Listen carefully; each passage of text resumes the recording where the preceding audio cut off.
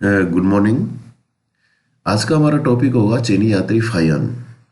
पहली बार भारत पहला चीनी यात्री था जो भारत आया था और चंद्रगुप्त विक्रमादित्य के समय ये आता है। तो इसका क्या वर्णन करता है, इसका क्या रूट था, आप सामने स्क्रीन पर देख रहे हैं। इसका रूट भी दिखाया गया है कि किस प्रकार पश्चिमी भारत की तरफ से एंट्री करता है और फिर ये पूरा यूपी बिहार होते हुए बंगाल होते हुए फिर किस प्रकार हिंद महासागर की तरफ से घूमकर वो दक्षिण पूर्व एशिया से घूमकर वो वापस चला जाता है। तो ये एक पूरा उसका रूट यहाँ पर दिखाया गया है। तो इसी चीनी यात्री फाहियान के बारे में हम चर्चा करेंगे कि गुप्त वंश के बारे में वो क्या सोचता था, उसने क्या वर्णन किया है। तो बहुत महत्वपूर्ण आप लोगों के लिए टॉपिक है। फाहियान के बारे में पूरे विस्तार से इस वीडियो के माध्यम से हम आपको बताने जा रहे हैं।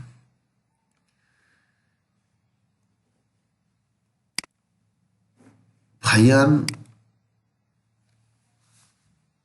मानते हैं कि यद्यपि फाहियान का भारत आने का जो उद्देश्य था वो बौद्ध धर्म से संबंधित अधिक जानकारी प्राप्त करना था और उसके लेख भी अधिकतर बौद्ध धर्म की संबंधी बातों का वर्णन ही करते हैं। लेकिन फिर भी उस समय की राजनीतिक, सामाजिक और आर्थिक अवस्था पर भी वह पर्याप्त प्रकाश डालते हैं। तो ये हमें बिल्कुल याद रखना है कि उसका जो भी उद्देश्य था उसका मुख्य उद्देश्य राजनीतिक नहीं था और इसका कारण उसका निष्पक्ष होना स्वाभाविक भी था, क्योंकि फाहियान ने इन बातों की ओर ज्यादा ध्यान भी नहीं दिया था, क्योंकि उसका जो मुख्य उद्देश्य था वो था बौद्ध धर्म संबंधी अधिक जानकारियां प्राप्त करना और उसमें ही वह ज्यादा संलिग्न भी रहा। तो ये तो आपको बिल्कुल क्लियर हो जाना चाहिए कि फाहियान भारत क्यों आया था, है ना। तो बौद्ध धर्म संबंधी अध्ययन करने के लिए और यहां से पांडुलिपियां प्राप्त करने के लिए भारत आया था। यहां तक कि जो फाहियान था उसने किसी शासक के नाम की ज्यादा चर्चा नहीं की, किंतु उसकी जो वर्णन करता है उसमें कहीं कहीं तत्कालीन भारतीय सभ्यता और कुछ राजनीतिक बातों का उल्लेख मिलता है जो ऐतिहासिक दृष्टिकोण से बहुत महत्वपूर्ण माने जाते हैं। और वो राजनीतिक दशा की अगर हम बात करें तो फाहियान के इस विवरण से हमें चंद्रगुप्त के काल की कुछ राजनीतिक, सामाजिक और आर्थिक दशा की जानकारी भी हमें मिलती है। इसके लेख के आधार पर यह कहा जा सकता है कि राजा तथा राज्य का उद्देश्य जो था वो लोगों को सुखी बनाने का था।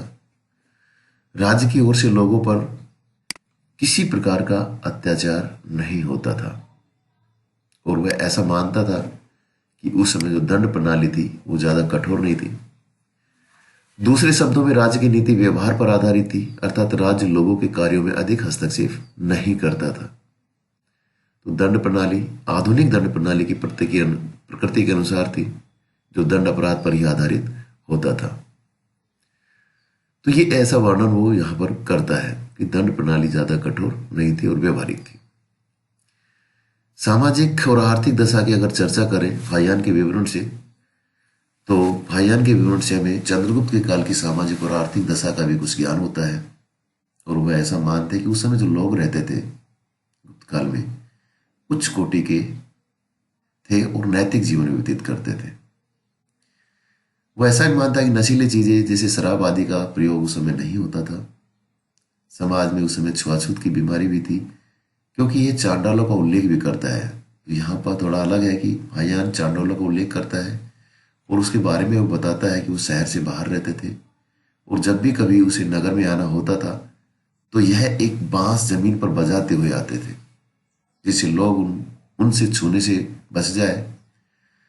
और यही लोग प्राय सुअर और पक्षी आदि भी पालते थे। तो स्पेशली आपको ध्यान रखना है कि चांडालों का उल्लेख करता है और कौन थे चांडालो इसमें बताया गया है। फाहियान ने मगध देश और उसकी सभ्यता के संबंध में भी रोचक वर्णन किया है। वह लिखता है कि मध्य देश के सभी प्रदेशों में अधिक नगर और ग्राम हैं। मगध प्रदेश के लोग धनवान हैं और वह दान देने में एक दूसरे से आगे निकलने का प्रयत्न भी करते हैं। चीनी यात्री लिखता है कि यात्रियों को हर प्रकार की सुविधा दी जाती थी, उनको खाना, वस्त्र और रहने के लिए स्थान भी दिया जाता था। कभी कभी ऐसे कार्यों के लिए चंदा भी इकट्ठा किया जाता था। तो यहां पर देखो दो ही चीजों का उल्लेख किया है कि लोग बड़े साधारण जीवन व्यतीत करते थे, है ना। शराब जैसी चीजों का इस्तेमाल नहीं करते थे छुआछूत जरूर था उस समय, और इसी परिप्रेक्ष्य में चांडालों का उल्लेख भी करता है। और वो बताते हैं कि किस प्रकार वो शहर से बाहर देते थे और आगे की सूचना किस प्रकार देते थे। मगध प्रदेश की भी वो चर्चा करता है कि काफी धनी प्रदेश था, और वो दान देने में भी काफी आगे थे, और सेवा भाव भी करने वाले यहाँ के लोग माने जाते हैं। धार्मिक अवस्था के बारे में चीनी यात्री फाहियान ऐसा मानता है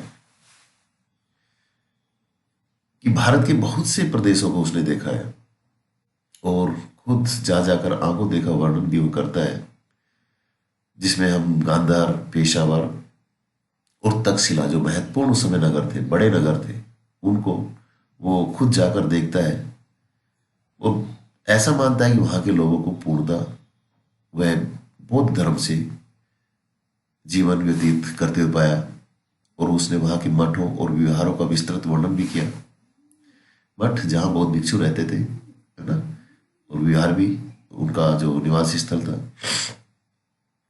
वहां के लोगों की वेशभूषा के संबंध में उसने लिखा है कि वह बिल्कुल वैसी ही थी जैसी उसने मध्य भारत में देखी थी।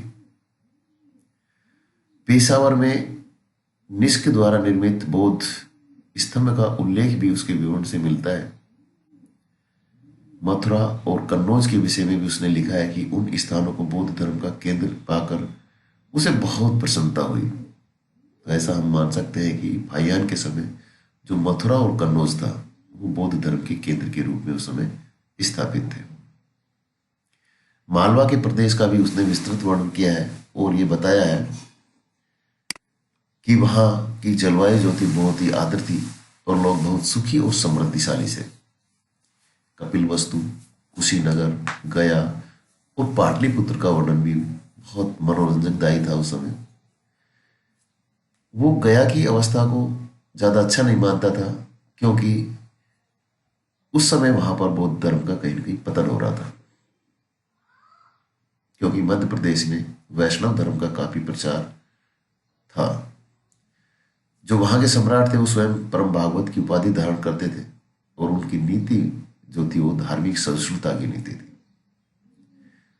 तो यहाँ पे वैष्णव धर्म का भी वो वर्णन करता है कि किस प्रकार जो वहां के सम्राट थे परम भागवत की उपाधि धारण करते हैं, लेकिन वैष्णव धर्म को मानते हुए भी वो धार्मिक सहिष्णुता की नीति का पालन करते थे।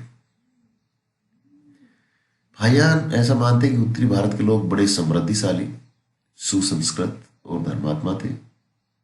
शिक्षा का अच्छा प्रचार उस समय था। लोग बड़े सत्यवादी और सहानुभूतिशील थे। लोग किसी नशीली वस्तु का प्रयोग नहीं करते थे। वे प्याज और लहसुन भी नहीं खाते थे। चांडालों को घृणा की दृष्टि से देखा जाता था, और वे नगर से बाहर रहते थे। सुअर और मुर्गियों को केवल नीच लोग पालते थे। देश भर में बौद्ध विहारों का जालसा बिछा हुआ था।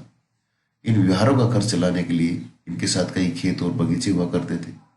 इनमें हर प्रकार की सुविधा दी जाती थी। भिक्षु लोग अतिथि सत्कार को अपना प्रथम कर्तव्य समझते थे। वे बड़े सुरक्षित थे और शास्त्रार्थ में विशेष रुचि रखते थे। तो ये पूरा उसका निचोड़ है। अगर राजनीतिक दृष्टिकोण से देखें, सामाजिक दृष्टिकोण से देखें, आर्थिक दृष्टिकोण से देखें, लास्ट वाला जो पैरा बताया आपको, वही सब चीजें हम आपने पहले आपको पैराग्राफ्स में आपको बताया गया है। तो ये ऐसा फाहियान वर्णन करता है। अब चर्चा करते हैं पाटलिपुत्र के वर्णन की, कि फाहियान किस प्रकार इस नगर की चर्चा करता है। उसके समय फाहियान जब आता है तो कन्नौज, श्रावस्ती आदि का भ्रमण करते हुए वह पाटलिपुत्र तक पहुंचता है। और पाटलिपुत्र उस समय गुप्त साम्राज्य की राजधानी थी। देखो, आपको ये पहले भी बता दिया है कि जो फाहियान था वो चंद्रगुप्त विक्रमादित्य, जो गुप्त वंश का महत्वपूर्ण शासक था, उसके समय 399 ईस्वी के आसपास आता है, और वह यहाँ पर हिंदुस्तान में 414 ईस्वी तक लगभग 15 साल के आसपास तक वह भारत में रहता है। ठीक है। और वो जो पूरा वर्णन ये कर रहा है वो अपने उसकी किताब थी फो काओ की, उसके माध्यम से वो करता है। खैर, उस समय पाटलिपुत्र जब पहुंचता है, और वो उस समय गुप्त साम्राज्य की राजधानी थी। पाटलिपुत्र में फाहियान 3 साल तक रहता है। पाटलिपुत्र में अशोक द्वारा बनवाया हुआ विशाल भवन देखकर फाहियान आश्चर्यचकित हो जाता है। उसने अशोक द्वारा बनवाए गए एक स्तूप का भी उल्लेख किया है और वह कहता है कि उसके निकट दो बहुत बड़े मठ भी थे। इनमें से एक जो मठ था वो हीनयान संप्रदाय के लिए था और दूसरा मठ जो था वो महायान संप्रदाय वालों के लिए था। और यहां पर 600 से ज्यादा अधिक भिक्षु रहते थे, है ना। वो धर्म को मानने वाले जो लोग थे उनको भिक्षु कहा गया है।